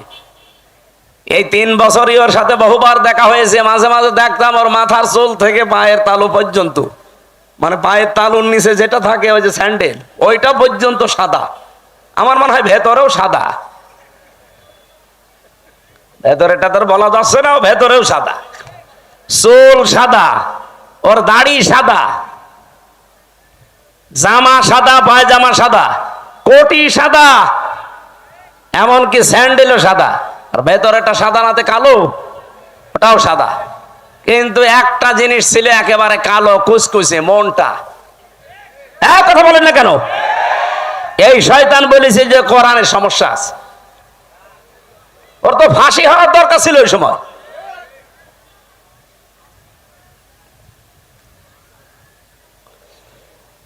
আমি তো বাস্তব কথা শোনাতে চাচ্ছি। এই এমডি কে উনি পাঠিয়েছিলেন রাত 3:30টার সময়, যে উনি জয়েন্ট করেছে। চিন্তা করছে আজকে আমি একটা চমক দেখাবো। একেবারে মেন গেটে যে দারোয়ান আছে তারে বলছে আপনি এখান থেকে একটু নিরাপদ দূরত্বে থাকেন, আপনার পোশাকটা আমারে দেন। ওই যে হাটে একটা লাঠি নিয়ে বসে থাকে, লাঠি নিয়ে দারোয়ানের মতো বসে আছে। ফজরের নামাজ শেষ করে সকাল 7টা থেকে আরম্ভ হয়েছে, মানুষ যাচ্ছে 10টা পর্যন্ত। এরপরে ডিউটি আর এক দলের আসবে। তখন বাজে 11:45। একজন একেবারে সেরকম বড় দাড়ি, জব্বা জামা গায়ে, পাগড়ি মাথায়, এত বড় বড় দাড়ি নিয়ে প্রাইভেট নিয়ে ঢুকতেছে। তো দারোয়ান মনে করছে যে নতুন দারোয়ান হবে হয়তো। আজকে আর অন্য দিনের মতো গেট খোলে নাই, গেট বন্ধ করে দাঁড়িয়ে আছে। বলছে না আমি আপনাকে ঢুকতে দেব না। এই দারোয়ানের বাচ্চা, আপনি যাই বলেন না কেন, এখন বাজে কত? আপনার তো এখানে আসার কথা 10টায়, এখন বাজে 11:45। 1 ঘন্টা 45 মিনিট লেট আপনার। আপনি যদি আমার চাকরি খেয়েও ফেলেন আমি আপনাকে আজ ঢুকতে দেব না। এখন দারোয়ানের সাথে মারামারি করবে। শেষ পর্যন্ত বলেছে ঠিক আছে, তোর চাকরি কে রাখে আমি দেখব। এই ধস্তাধস্তিতে শেষ হয়ে যাওয়ার পরে দারোয়ানকে এবার ভেতরে যেয়ে বলছে আপনার দায়িত্ব আপনি পালন করেন, যান। আমি চলে গেলাম। যে এমডির অফিসে বসেছে ওই লোকটার খবর নিয়ে ডাক দিয়েছে যে ওকে ডাক দেন আমার অফিসে। অফিসে ঢোকার পরে যখন সালাম দিয়েছে, জবাব দিয়ে বলছে দাঁড়ান, চেয়ারে বসার দরকার নেই, আপনি দাঁড়ান, আপনাকে আমি কয়েকটা কথা জিজ্ঞাসা করব। এখন বাজে হচ্ছে 11:45, আপনার 10টায় অফিসে আসার কথা। আপনি যে মুখে দাঁড়িয়ে রেখেছেন, এই দাঁড়ি আপনার জন্য না। কারণ এই দাঁড়ি যিনি রাখতেন তিনি কাজে এভাবে ফাঁকি দিতেন না। আপনি বিশাল জব্বা গায়ে দিয়ে এসেছেন, পাগড়ি মাথায় দিয়ে। এই পাগড়ি জব্বা আপনার জন্য না, কারণ এগুলো যিনি পড়তেন তিনি জীবনে কোনোদিন কাজে ফাঁকি দেননি। আপনি কার আদর্শগুলো শরীরের ভেতরে ধারণ করে ফাঁকি দিচ্ছেন? আপনি 10টা থেকে 4টা পর্যন্ত ডিউটি করবেন, এইটা আপনার ইবাদত। কথা বলেন না কেন? আর আপনি 11:45, 1 ঘন্টা 45 মিনিট লেট। মাসের পরে তো ঠিকই বেতন নিয়ে নেবেন। আপনার বেতন হালাল হয় কি করে? আপনার নামাজ হয় কি করে? আপনার দাড়ি রাখা আপনার জন্য না, কেটে ফেলেন দাড়ি। ওই বছর এই লাভ হয়েছিল এই দেশে চিনির মিলে, ওই প্রথম শুরু হয়েছে। এই যে ডিউটি গুলো সঠিক ভাবে পালন করা, কোন জিনিসে ভেজাল না দেওয়া, চুরি চামারি বন্ধ হওয়া, বিশেষ করে দুর্নীতি আর কোন জায়গায় নেই, সবাই টাইট হয়ে গেছে। ওরে বাবা কি কঠিন মানুষ! 1 বার 2 বার 3 বার সিগন্যাল দেয়, 3 বারের পরে যদি সংশোধন না হয় জনমের মতো ওরে বিদায় করে দেয়। একবারে ভয় দেখিয়েছে, সারা দেশে যত চিনির মিল সব টাইট হয়ে গেছে। কারণ ওনার উপরে যে আছে, যিনি পাঠিয়েছেন তিনি তো সাধারণ মানুষ না, মাওলানা নিজামী সরাসরি পাঠিয়েছে ওনারে। বলেন তো যে এই বাংলাদেশে যে ইতিহাস তৈরি করে গেল, এখন যদি আবার ওই রকম আমরা তৈরি করে দিতে পারি, আল্লাহর কসম আমি দিয়ে বলতে পারি বাংলাদেশ ও মালয়েশিয়া সিঙ্গাপুরের মতো দাঁড়িয়ে যাবে। মালয়েশিয়া দাঁড়িয়েছে 2004 সালের পর থেকে, সিঙ্গাপুরও দাঁড়িয়েছে 2004 সালের পর থেকে, পাশাপাশি দেশ। আমি ঘুরে আসলাম কয়েকদিন আগে। এ বাংলাদেশের চাইতে কত ছোট সিঙ্গাপুর জানেন? এ রাজশাহী জেলা আমার মনে হয় এই মাথা থেকে ওই মাথা 70-80 কিলোমিটার হবে না? হবে না? কত? 80 কিলোমিটার এই জেলাটা, এ মাথা থেকে ও মাথা। অথচ সিঙ্গাপুর একটা দেশ, মাত্র 42 কিলো এই মাথা ও মাথা, চারিদিকে সাগর, মাছ বিক্রি করে খেত ওরা। কি অবস্থায় দাঁড়িয়েছে সিঙ্গাপুর আজ? 257টা দেশের ভেতরে যদি 10টা দেশ গণনা করেন, সিঙ্গাপুর একটা ধরা লাগবে। এ পর্যায়ে তারা গেছে শুধুমাত্র এই সৎ নেতৃত্বের কারণে। তারপরও তো তারা আল্লাহর আইন মানে না, শুধু যা আইন বানিয়েছে ওইটাই পঙ্খানো মানে, এই কারণে দাঁড়িয়েছে। আর আমরা শুধুমাত্র নিজেদের আইন না, এই দেশে যদি ইসলাম আসে পুরাটা চলবে আল্লাহর আইন। এই বলেন 56,000 বর্গ মাইল পুরাটা চলবে কার আইন? আরো জোরে বলেন। কয়টা? 500। ওই যে পরিচিত যে বিষয়গুলো আদম নবী থেকে, ওই বিষয়গুলো আসবে পরিচিত সব, একটা একটা করে ব্যক্তি, পরিবার, সমাজ, রাষ্ট্রে কায়েম হয়ে যাবে 500। আর অন্যায় 500। সৎ কাজে আদেশ দেবে, অন্যায় কাজে নিষেধ করবে, এই প্রতিশ্রুতি ওনারা দিয়েছে। অন্য দলের ভেতরে যদি এই প্রতিশ্রুতি থাকে যে আল্লাযীনা ইম্মাক্কান্নাহুম ফিল আরদি আকামুস সালাত ওয়া আতাবুজ যাকাত ওয়া আমারু বিল মারুফ ওয়া নাহাউ আনিল মুনকার ওয়ালিল্লাহি আকিবাতুল উমুর, যেই দলের কর্মসূচিতে এই চারটা আছে আপনি তাকে এবার ভোট দেবেন, সে যেই হোক। আমি কারো দলে বিদলে নেই, এই চারটা কর্মসূচি যার কাছে পাবেন তাকে এবার ভোট দেবেন। আর আমি যেহেতু নিজে দেখতেছি এই মানুষগুলো এই গ্যারান্টির উপরে আছে, এরা কথা দিয়েছে যদি ইসলাম দেশের সংসদে যায় প্রথমেই তারা নামাজের বিল আনবে।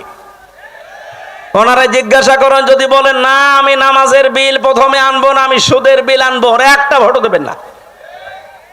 2 নম্বরে ওরা যাকাতের বিল কায়েম করবে, যে যাকাত ভিত্তিক অর্থনীতি কায়েম হবে এখন থেকে।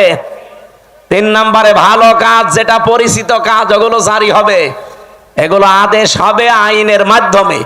আর অন্যায় যতগুলো আছে অন্যায় সব বন্ধ হবে, বাধার প্রাচীর তৈরি করা হবে। এটা যদি আজ বাংলাদেশে ইসলাম থাকতো, কুমারখালী এই গাজী কালুর চম্পাবতীর এই অর্ধলঙ্গ নাচের অনুমতি দিত, এটার জন্য মারামারি হইতো, আইন পাশ করে সব অন্যায় কাজগুলো বন্ধ করে দিত। এই জন্য আমরা চাচ্ছি আপনারা যা ভুল বোঝেন বা ভুল বোঝান, এই যে রাজশাহী অঞ্চলের এ পাশে কালকে আমার মাহফিল যেখানে আছে চাঁপাইনবাবগঞ্জ, 2 জন বিশাল বিশাল মুফতি আছে, স্বামী আর স্ত্রী, 2 জনই মুফতি, ভারতের কামান, এরা মুজাদ্দেদে জামান।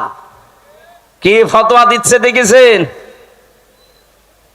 এরা কোনদিন 24-এর কথা বলে না, এরা শুধু কথা বললে 71, 47, 52 কথা বলছে না কেন? আরো কিছু তৈরি হয়েছে তাদের মুরিদ, এই পাবনার একটা হাবিব ঘোষণা দিয়েছে এই পাবনা জেলার আটঘরিয়ায় জামাত ইসলামের কোন মানুষ আযানও দিতে পারবে না, নামাজও পড়াতে পারবে না। তা আপনি ঘোষণা দিয়েই শেষ করে দিলে হবে? আপনি নিজে নামাজ পড়াতে পারবেন? আজকে একজনের নামাজ দেখলাম, কি সূরা পড়ছে গো, ওনারা জিবরাইল নতুন নাজিল করছে, আলাম তারা কাইফা ফালা রাব্বুকা বিয়াস। তাও তো আমি ভালো করে পড়ছি, এটা শোনান তো। কি তেলাওয়াত, আমার মনে হয় দাঁত মুখ ভেঙে যাবে। এই কথা যে বলতে পারে, আমার মনে হয় তারে এখন থেকে ইমামতির জায়গায় দাঁড় করিয়ে দেওয়া লাগবে। আর ওই যে আরেক চাপাবাজ যেটা ডিম খাচ্ছে, আচ্ছা আমার বুখারী শরীফ, কোরআন শরীফ সব পড়া শেষ, হ্যাঁ পুরাটা চাপাবাজি। এই বহু সাফাবাস এই দেশে এখনো আছে গোপনে, আর প্রকাশ্যে অনেকে 24-এর কথা বলে না, কথা বললেই 71, কথা বললেই 52, কথা বললেই 47। আরে ভাই, 71, 52, 47 আমরা কেউ ছিলাম না, আমরা ছিলাম 24-এ। এই যে মে মাস চলছে, আজকে 22 তারিখ, এই সামনে মাসের 10 তারিখে জুন মাসের এই দেশে জুলাই ঘোষণাপত্র অলরেডি প্রকাশ করা হবে। যখন এই ঘোষণাপত্র আসবে তখন অটোমেটিক ভাবে বাংলাদেশের সংবিধান বাতিল হয়ে যাবে। আর এই সংবিধান অনুযায়ী এখন যে চুপ্প মিয়া আছে রাষ্ট্রপতি, অটোমেটিক বাতিল হয়ে যাবে। এক কথা বলেন না কেন? কারণ এই দেশ চলবে এখন 24-এর চেতনায়। কথা বলেন ঠিক কিনা? কোনো বৈষম্য থাকবে না দেশে, আর বৈষম্য যতদিন আছে ততদিন নির্বাচনও হবে না। তাহলে নির্বাচন দিলে 2732 জন মানুষ মরে গেল, ওদের কি জীবনের দাম নেই? তো ওদের জীবনের দাম দেন, তারপরে আপনি 72, 71, 73-এর কথা নিয়ে আসেন। আমরা 71-কে সম্মান করি, 52-কে সম্মান করি, 47-কে সম্মান করি, কিন্তু না, সবচাইতে বড় সম্মানের জায়গা এখন আমি যেহেতু দেখেছি নিজে 32 কি 24। কথা বলেন না কেন? এই দেশ চলবে এখন 24-এর চেতনায়। কোন চাপাবাজের চাপাবাজি এ দেশে আর চলবে?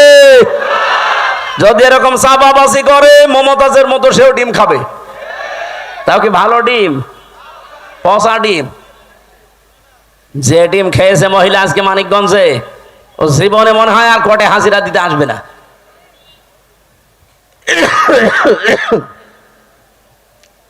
আমার ভাইরা, এই জন্য আমাদের সতর্কতার বিষয় হচ্ছে আমরা এখন কাবিলের মতো না, আমরা এখন হাবিলের মতো অবস্থানে যাব। ভাই যা করেন করেন, আপনার ওই পায়ে পা দিয়ে ঝগড়া করতে চান, আমি এখন ঝগড়ার ভেতরে নেই, আমি আছি আমাকে সংশোধন করে জনগণের সামনে আস্থা ভাজন হিসাবে তৈরি করা।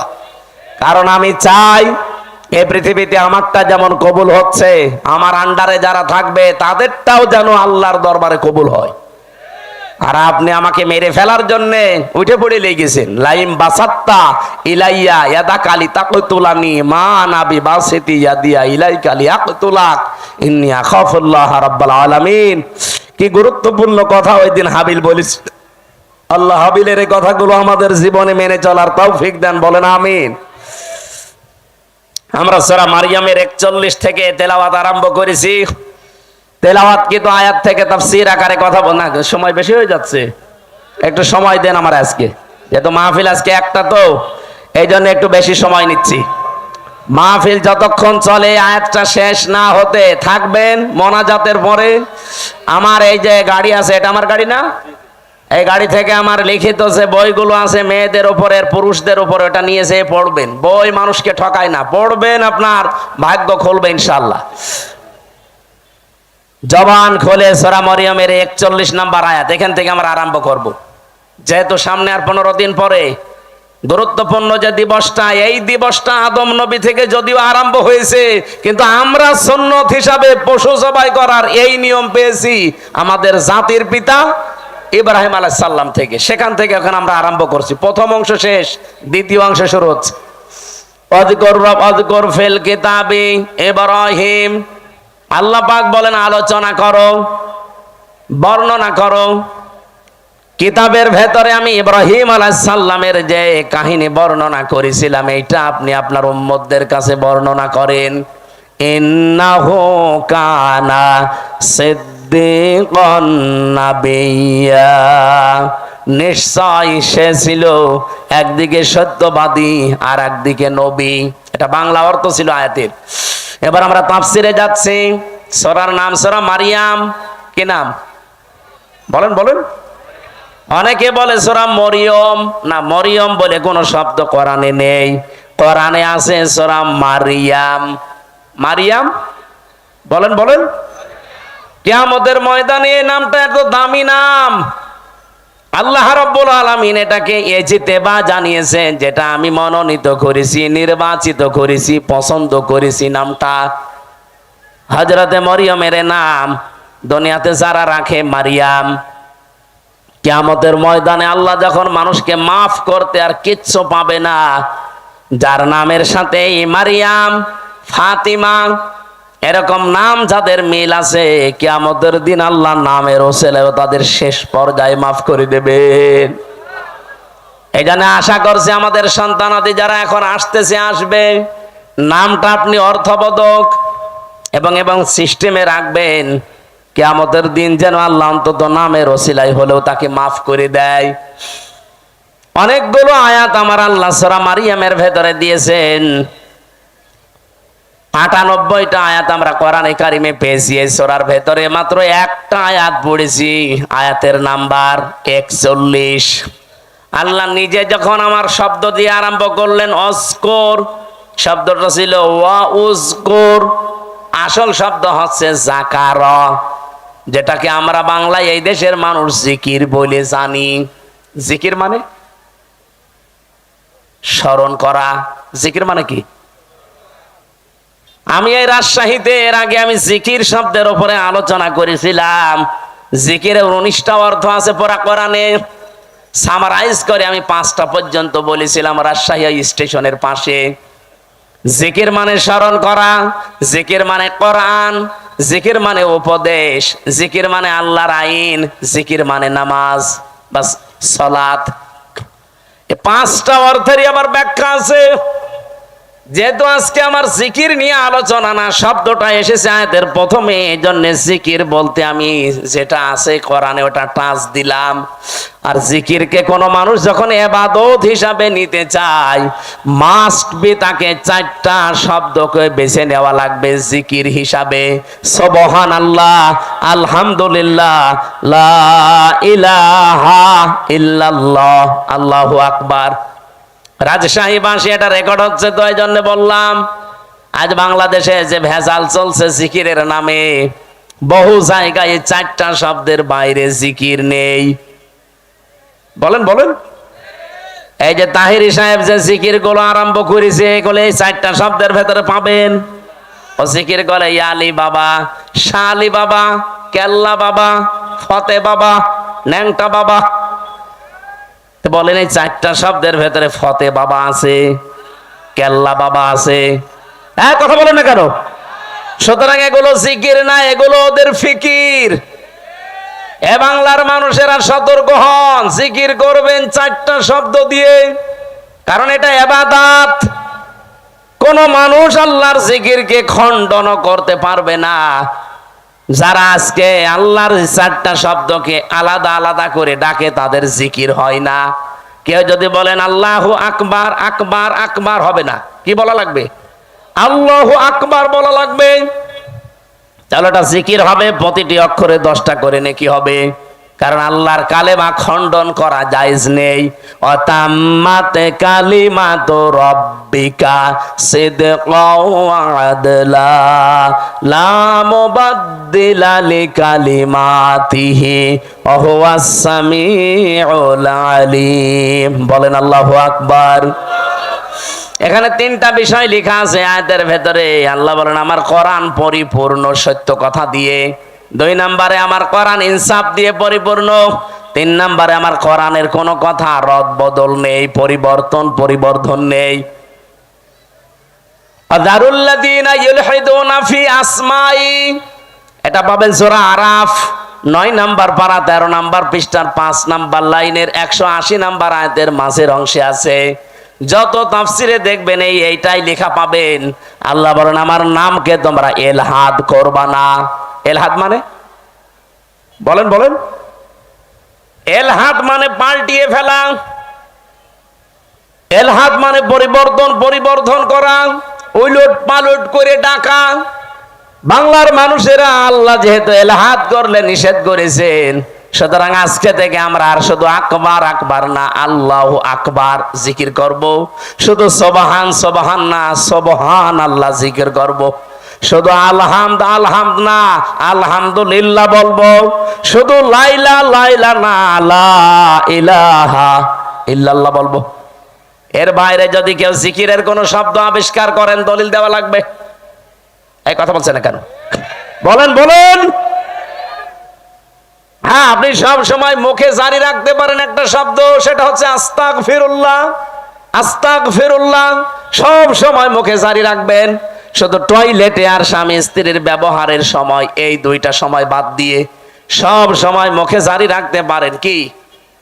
আস্তাগফিরুল্লাহ। বলেন আস্তাগফিরুল্লাহ, আস্তাগফিরুল্লাহ। মনে যখনই আপনার আনমনা হয়ে যাবে এই শব্দটা মুখে জারি রেখে দেবেন।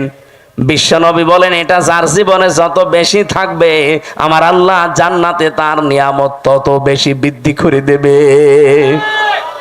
জান্নাতের খাজানা বলা হয় একটা শব্দকে, নাম হচ্ছে লা হাওলা ওয়ালা কুওয়াতা ইল্লা বিল্লাহ। এটাও পড়বেন, লা হাওলা ওয়ালা কুওয়াতা ইল্লা বিল্লাহ। যেটা আজকে আমার জিকিরের আলোচনা না, আমি টাচ দিলাম শুধু প্রথম শব্দের, অযকুর ফিল কিতাবি।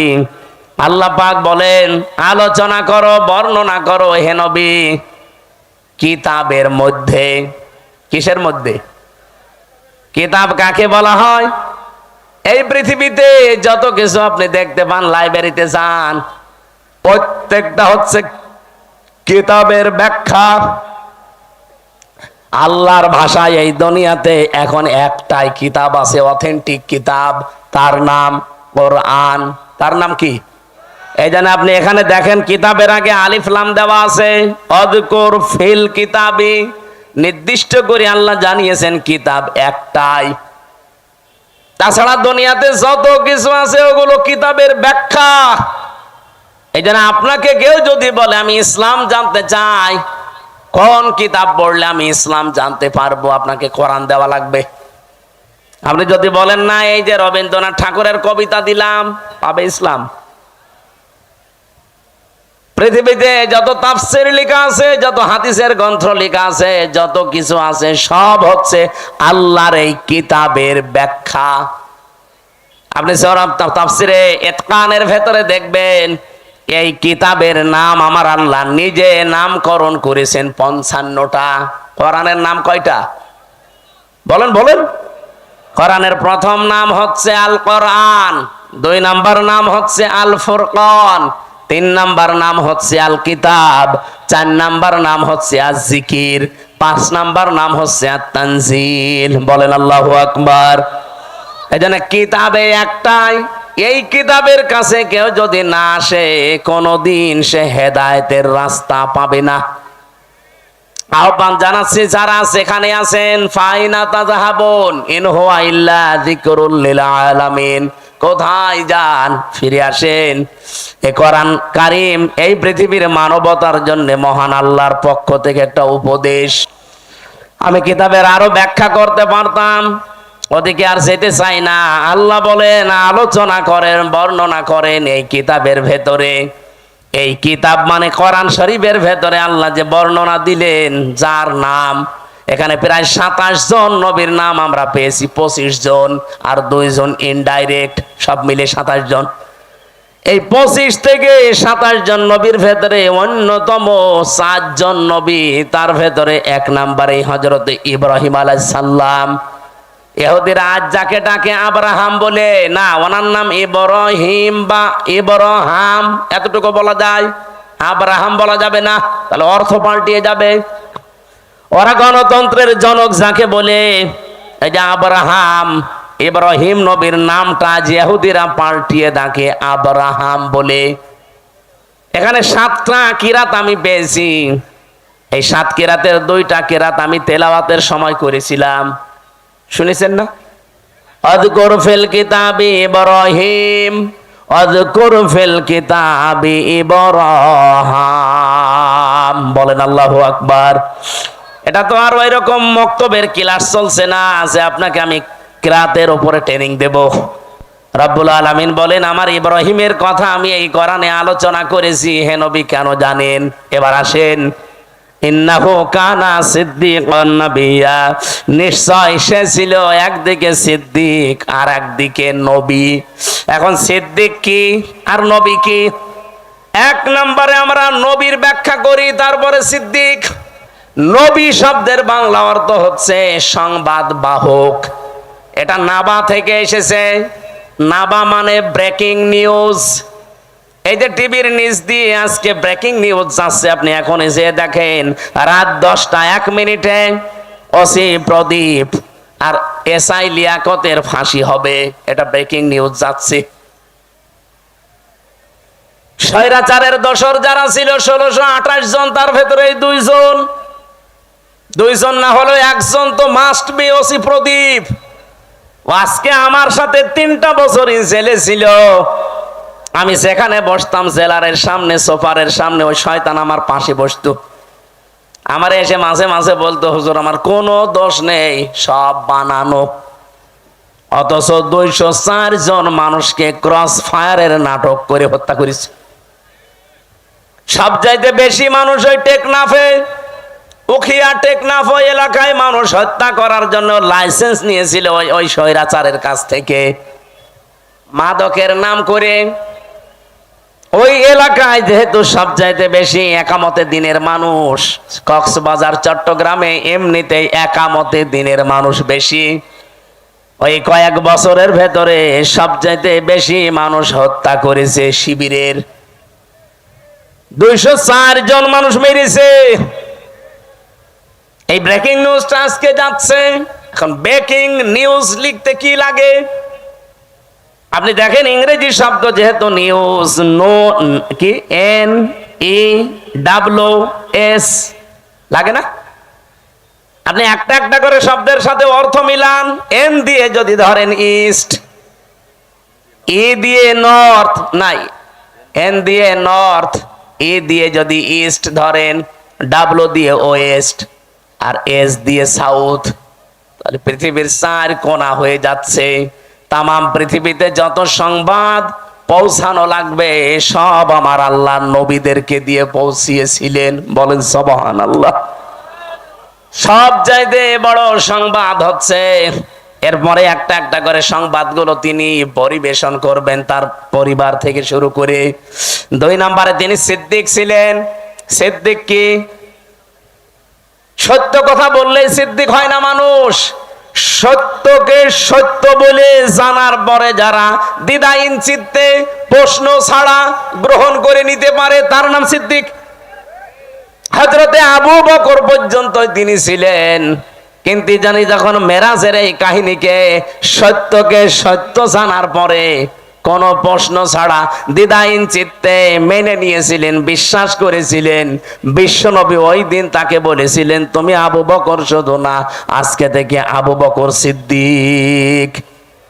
তাহলে আজ বাংলাদেশে আমরা যদি কেউ সিদ্দিক হতে চাই, কিয়ামতের দিন যেহেতু 4 প্রকার মানুষকে আল্লাহ পুরস্কার দেবে, মিনান নাবিয়্যিনা ওয়াস-সিদ্দিকিনা ওয়াশ-শুহাদা ওয়াস-সালিহিন, এই 4 প্রকারের ভেতরে 2 নম্বরে সিদ্দিক।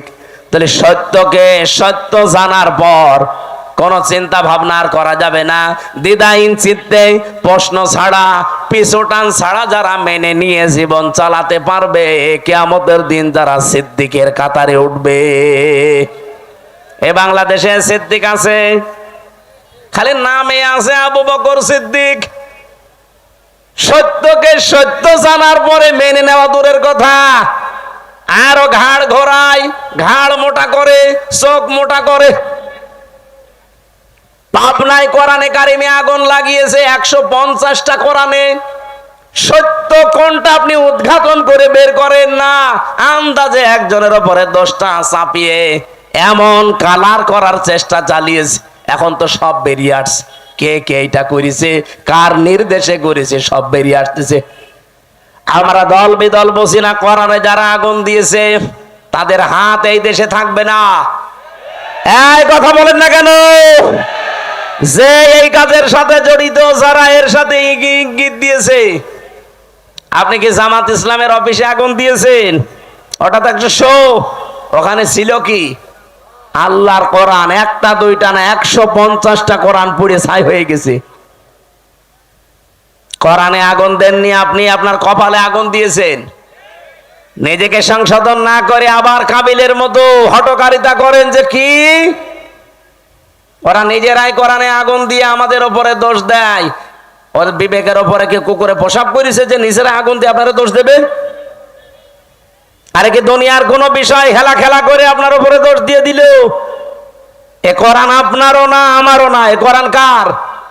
এই জন্য আমরা আহ্বান জানাচ্ছি, এটার সুষ্ঠু তদন্ত হয়ে যারা জড়িত জনসম্মুখে তাদের বিচার করা লাগবে। হ্যাঁ, রাজি আছেন না আপনারা? রাজি আছেন না? আগামীতে কেউ যেন সাহস আর না দেখায়। সিদ্দিকী আমরা বুঝি না, আমাদের জাতির পিতা হযরত ইব্রাহিম, তিনি প্রথমে আকাশের তারকা দেখে বলেছিলেন এইটাই আমার খোদা হবে। যখন ডুবে গেছে বলছে না, ডুবে যাওয়া জিনিস আমি ভালোবাসি না। যখন চাঁদ দেখলেন বললেন এটা আর একটু বড়, এটা আমার বড় খোদা। বলেন না, এইটাও ডুবে গেছে, মানি না।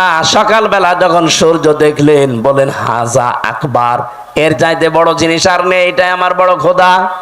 ওইটা যখন সন্ধ্যাবেলা ডুবে গেল, তিনি ডাক দিয়ে বললেন না, ইন্নী ওয়াজ্জাহতু ওয়াজহিয়া লিল্লাযী ফাতারাস সামাওয়াতি ওয়াল আরদা হানিফা ওয়া মা আনা মিনাল মুশরিকিন।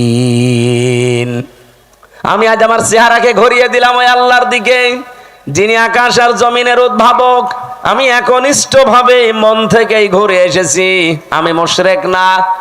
ও বাংলার মানুষেরা, জাতির পিতা ইব্রাহিম তিনি নিজে খোঁজ করে করে সত্যকে উদ্ঘাটন করেছিলেন, আর আমরা সেই জাতির পিতার সন্তান। চোখে আঙ্গুল দিয়ে দেখিয়ে দিলেও আমরা সত্যকে সত্য হিসাবে মানতে চাই না। এই কথা বলেন না কেন? আপনি জাতির পিতা ইব্রাহিমের সন্তান আর নেই, তিনি সত্যকে খুঁজে নিয়েছিলেন, আর আমাদেরকে সত্য আঙ্গুল দিয়ে দেখিয়ে দেওয়া হয়, তারপরও মানতে তো চাই না। সত্যকেও নিয়ে আসলে তাকেও মেরে ফেলতে চায়। হযরত ইব্রাহিম বলেছিলেন, ইয ক্বালা লিআবিহি ইয়া আবাতি লিমা তা'বুদু মা লা ইয়াসমাউ ওয়া লা ইউবসিরু ওয়া লা ইউগনি আনকা শাইআ। হে আমার বাবা, কেন আপনারা ইবাদত করেন যেটা কানে শোনে না, চোখে দেখে না, কোনো উপকারও করতে পারে না? ওই জামানায় যেহেতু সবচেয়ে বেশি প্রচলন ছিল মূর্তির পূজা করা। ইব্রাহিম নবীর বাবার নাম ছিল আজর বা তারিক। উনি নিজে হাতে মূর্তি বানাতেন আর ওটা বাজারে বিক্রি করতেন, সেল দিতেন, খুব দামি দামি মূর্তি। ইব্রাহিম নবীকে দিয়ে মূর্তি বিক্রি করার জন্য বাজারে পাঠাতেন। তাফসিরে লিখেছে, ওনাকে একবার ঝুড়ির ভেতরে, বড়া বিশাল একটা ঝুড়িতে অনেকগুলো মূর্তি মাটির তৈরি করা, বলছে বাজারে নিয়ে যাও, বিক্রি করে আসো। বাজারে নিয়ে যাওয়ার পরে এক জায়গায় রেখে দিয়েছে। কেউ তো নিচ্ছে, কেউ নিচ্ছে না। চিন্তা করে অনেকগুলো তো বেঁচে আছে, কি করা যায়? মনের ভেতরে ওই যে উনি সত্যের সন্ধান যেহেতু আগেই পেয়েছিলেন, বাবাকে এত করে বুঝিয়েছেন যে বাবা এখানে শোনে না, চোখে দেখে না, উপকারও করতে পারে না, আপনি এর পেছনে সময় দেন, শ্রম দেন, এর কাছে মাথা নত করেন। বাবা তো মানে নাই, বলছে এটা আমার ব্যবসা, এটা করলে অনেক কিছু আয় হবে। প্রতিমধ্যে নিজে নিজে একটার সাথে আর একটা ঠোকর লাগিয়েছে। মাটির জিনিস, শুকনা জিনিস একটার সাথে আর একটা মারে ভেঙে যায়। বাড়িতে ঝুড়ি ভর্তি করে নিয়ে এসে বলছে, বাবা এই দেখেন রাস্তায় মারামারি করে এদের অবস্থা। আমার মনে হয় বিশ্বে আজ যারা মুশরিক আছেন, যারা মূর্তি পূজা করেন, বিবেকের উপরে যদি কুকুরে পেশাব করে না দেয়, বিবেক যদি কারো কাছে বন্ধক না রাখেন, নিজের হাতে তৈরি করা জিনিসের সামনে জীবনও আপনি মাথা নত করবেন না। অনেকে দলিল দিয়েছিলেন, প্রথমে যুক্তি দিলেন, বাবা মা লা ইয়াসমাউ ওয়া লা ইউবসিরু ওয়া লা ইউগনি আনকা শাইআ, যে কানে শোনে না, চোখে দেখে না, আপনাকে আমি এত করে বোঝালাম, আর এখন আপনি বলছেন যে ভেঙ্গে ভেঙ্গে তারা নিজেরা মারামারি করে মরে গেছে। আমি আপনাকে বোঝালাম যে ওরা নিজেরা মারামারি করে, আপনি বিশ্বাস করেন না। আপনি বলছেন না ওরা তো কথা বলতে পারে না। কথা যেহেতু বলতে পারে না, কানে শুনতে পারে না, বিপদে পড়লে আমারে বাঁচাতেও পারে না, তাহলে এর সামনে আপনি মাথা নত করেন কেন? বাবা তখন লাজবাব হয়ে গেছে। হযরত ইব্রাহিম দেখলেন আমার বাবা যখন অন্তত এখন আর জবাব দিতে পারে না, তখন তিনি বলেছিলেন, ইয়া আবাতি ইন্নী ক্বাদ জাআনি মিনাল ইলমি মা লাম ইয়াতিকা ফাত্তাবি'নি আহদিকা সিরাতান সাবিয়্যা। হে আমার বাবা, আমার কাছে একটা জ্ঞান এসেছে। ওই যে তিনি তিনটা জ্ঞানের মাঝখানে পেলেন, তারকা, সূর্য আর চন্দ্র দেখে দেখে একটার পর একটা যখন ডুবে যায়, তার ভেতর থেকে ওই যে জ্ঞানটা, এই জ্ঞান উনি পেয়েছিলেন কোন কোন কোন জায়গা থেকে? ওই যে একেবারে প্রথম ক্লাস, ওই ক্লাসে আদম নবী, পৃষ্ঠদেশে ইব্রাহিম নবী ছিলেন না? বলেন বলেন। ওই দিন থেকে তিনি জেনেছিলেন। এটা হয়তো অনেকের চাপা পড়ে থাকে, এই জন্য প্রকাশ করতে চাই না। নবীদের যেহেতু আল্লাহ কন্ট্রোল করছেন, ওই জ্ঞানটা ওনার কাছে আমার আল্লাহ উদ্ভাসিত করে দিয়েছেন, জাগরণ করে দিয়েছেন। ডাক দিয়ে বললেন, বাবা আমার কাছে যে জ্ঞান এলেম এসেছে, আপনার কাছে ওইটা নেই, আর আপনার কাছে থাকলে ওইটা চাপা পড়ে আছে। আপনাকে আমি আহ্বান জানাচ্ছি, আপনি আমার অনুসরণ করেন, তাহলে আপনাকে আমি সহজ সরল পথ দেখাতে পারবো। ইয়া বাতিলা তা'বুদিশ শাইতানা ইন্নাশ শাইতানা কানা লির-রহমানি আসিয়্যা। তিনি ডাক দিয়ে বলেছিলেন, হে বাবা, ইয়া আবাতি ইন্নী আখাফু আইয়ামাসসাকা আযাবুম মিনার রহমানি ফাতাকুনা লিশ-শাইতানি ওলিয়্যা। ক্বালা আরাগিবুন আনতা আন আলিহাতি ইয়া ইব্রাহিম লা ইল্লাম তানতাহি লা আরজুমান্নাকা ওয়াহজুরনি মালিয়া।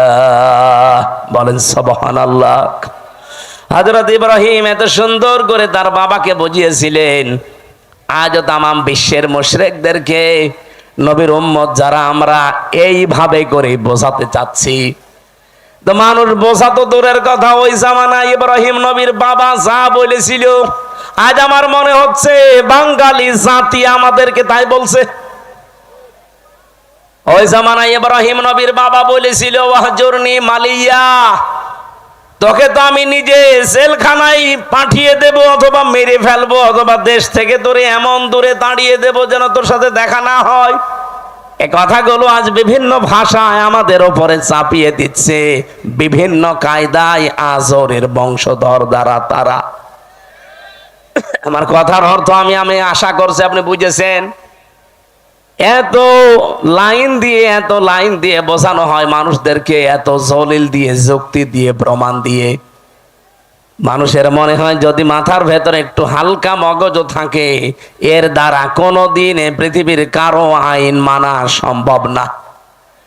মূর্তির পূজা করার, মানুষের পূজা করা, মানুষের আইন মানা একই জিনিস। আজ দুর্গা পূজা করে যারা, দরগা পূজা করে যারা, জিনিস একই। ওরা দুর্গা বানিয়েছে, এরা দরগা বানিয়েছে। হিন্দুরা আজ দুর্গা পূজা চালাচ্ছে, আর মুসলমানেরা দরগা পূজা চালাচ্ছে, জিনিস একই। কথা বলছেন? সুতরাং আপনাদেরকে আমরা মুক্ত করতে চাই। আমাদের জাতির পিতা ইব্রাহিম আলাইহিস সালামকে বহু ভয় ওই সময় দেখিয়েছে। জাতির পিতা ইব্রাহিম নবী এবার দেখলেন, না, এরা আমাকে আর বাঁচতে দেবে না, আগুনে পর্যন্ত শেষ পর্যন্ত ফেলে দিয়েছে।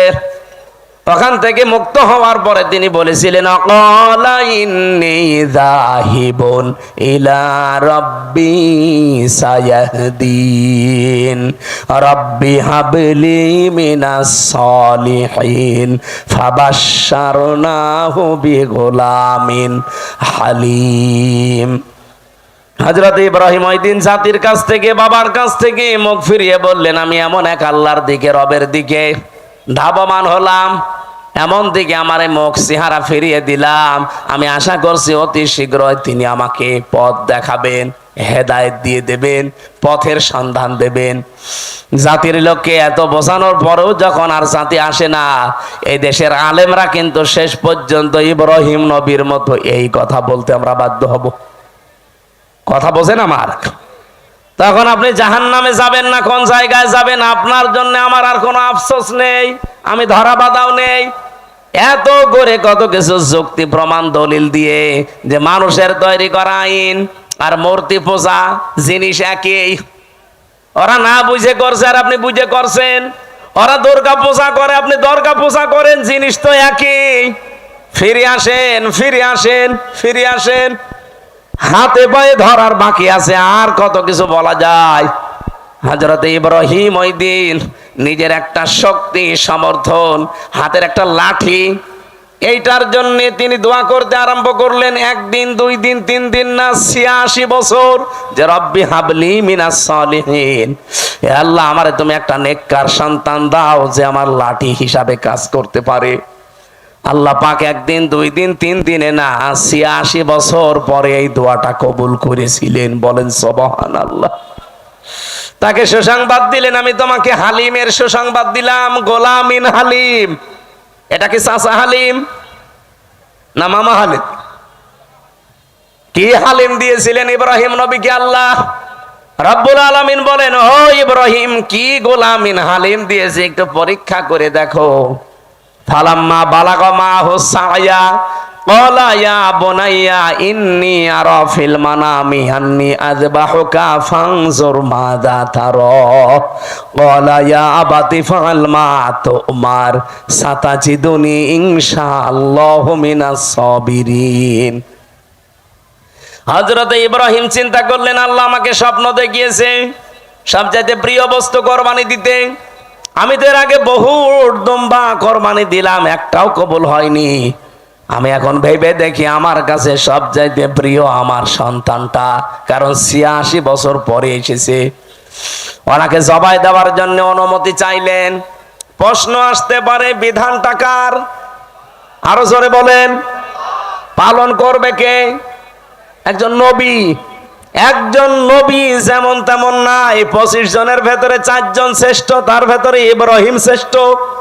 তিনি আল্লাহর বিধান পালন করবেন, এই জায়গায় এতটুকু 13 বছরের সন্তানের কাছে অনুমতি নেওয়ার দরকার কি? এই জন্য অনুমতি নিয়েছিলেন। তিনি যে 86 বছর দোয়া করলেন, আমি রব্বি হাবলি মিনাস সালিহিন চাই। আল্লাহ যে জবাবে বলেছিলেন গোলামিন হালিম, তোমাকে আমি সহনশীল ধৈর্যশীল সন্তানের সুসংবাদ দিলাম। কেমন হালিম দিয়েছে আজকে আমি দেখব। তিনি যখন বললেন, আমি কি তোমাকে জবাই করতে দেখেছি, তোমার রায় বলো। উনি মনে করেছিলেন সন্তান মনে হয় দৌড় দেবে, কিন্তু না, এসে বলছে, বাবা যা আদিষ্ট হয়েছেন আপনি পালন করেন, আপনি আমাকে ধৈর্যশীলদের মধ্যে পাবেন। ইব্রাহিম নবী এবার 100 ভাগ বিশ্বাস করে ফেলেছেন, আল্লাহ তুমি কি আমাকে গোলামিন হালিম যা দিয়েছো এটা তো 100 ভাগ কার্যকর। এ সন্তানের কথাবার্তার ধরন কি? তিনি ভাবাস কি সাতাজিদুনি ইনশাআল্লাহু মিনাস সাবির বলতে পারতেন, যে আমি ধৈর্যশীল। বলেন নাই, বলেছিলেন সাবিরিন। আমার মতো বহু ধৈর্যশীল দুনিয়ায় আছে, তাদের ভেতরে আমিও একজন। তার মানে আমি অহংকার করি না আল্লাহর বিধান পালন করতে পেরে। বলেন সুবহানাল্লাহ। রাব্বুল আলামিন এবার জবাব দিলেন, ফালাম্মা আসলামা ওয়া তাল্লাহু লিল জাবিন। যখন দুইজনে এগ্রি হয়ে গেছে, আসলামা দিবসন, দুইজনেই যখন রাজি আল্লাহর বিধান পালন করার জন্য, ইব্রাহিমও রাজি, ইসমাইলও রাজি, আতাল্লাহু লিল জাবিন, জবাই করার জন্য কায়ত করে ফেলেছেন। আমার আল্লাহ বলেন, অনাদাইনাহু আইয়া ইব্রাহিম। এবার আমি ডাক দিলাম, ইব্রাহিম না, আমি চাই না যে সন্তান জবাই হয়ে যাক, এই জন্যই তো স্বপ্ন দেখিয়েছি। সন্তান জবাই হয়ে যাক এটা যদি চাইতাম তো স্বপ্ন দেখাতাম না, একবারেই বলতাম ছেলে জবাই করে ফেলো। স্বপ্নের মাধ্যমে যে দেখালাম যে এই এই এই প্রক্রিয়া করো, তার মানে সন্তান জবাই হয়ে যাক, এটা আমার উদ্দেশ্য না। আমার উদ্দেশ্য তোমার আমার হুকুম মানো কিনা। কোরবানি এসেছে 1 বছর পরে পরে। হযরত ইব্রাহিম থেকে এই সুন্নাত এইটা পালন করার জন্য, যে আল্লাহর বিধান সামনে যখন যেটা আসবে প্রশ্ন ছাড়া আমরা মানতে পারি কিনা। আমার কথা বোঝা গেছে কিনা? সামনে আল্লাহর বিধান যখন যেটা আসবে, যত কিছু হারাতে হয় হারাবেন। ইব্রাহিম নবীর মতো হাতে ছুরি নেওয়া লাগবে, ইসমাইল নবীর মতো গলা দিয়ে দেওয়া লাগবে। এই জন্য আল্লাহ আসলামা দিয়ে বচন দিয়েছেন।